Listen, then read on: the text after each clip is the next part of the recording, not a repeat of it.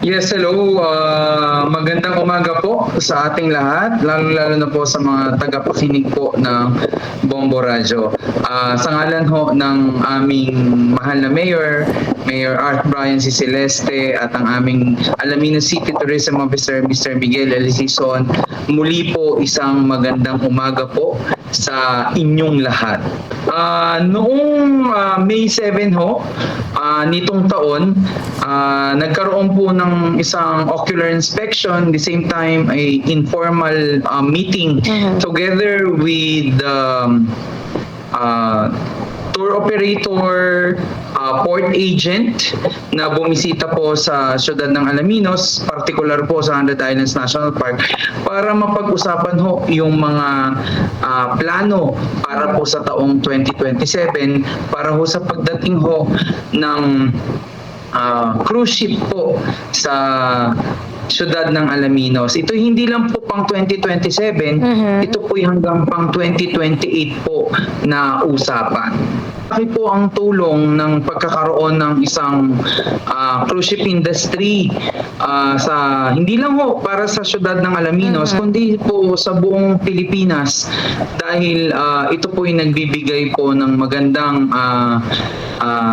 lalong-lalo na po pagdating po sa ekonomiya. Tulad po ng nasabi nyo kanina, ang pagdating po ng cruise ship dito sa 100 Islands ay natutulungan po natin yung mga boatman operator natin, mga nagsiset up po ng souvenir items na itinitinda ho sa Quezon Island.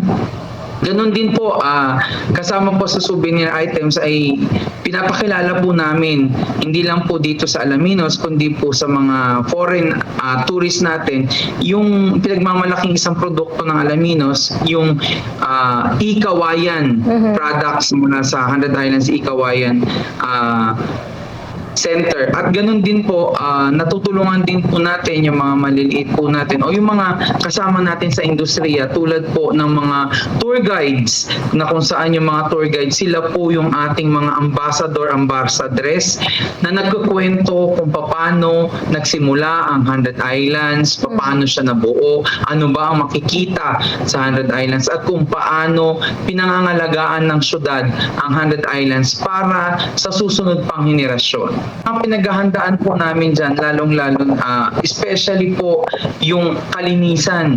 Siyempre, yan po yung ating pinaghahandaan, kalinisan. Paghahanda din po doon sa itinerary, tulad po kung pupunta po sila ng Coral Garden, dapat po meron po tayong floating pontoon, hagdanan, na para hindi po sila mahirapan bumaba, umakyat pag nag-snorkeling. Pangalawa ho, hinahanda din po namin yung maliit po na port sa Quezon Island, na kung saan didikit po yung tender. Yung tender po kasi ay para po siyang lifeboat, pero katulad lang po siya ng lifeboat, pero ang tawag po nila ay tender, na kung saan ito ay naglalaman ng 80 to 120 pasahero, na kung saan siya po yung nagtatransfer ng pasahero mula barko hanggang sa may Quezon Island para mabilisan po ang pagbaba para makapunta ng 100 Islands National Park.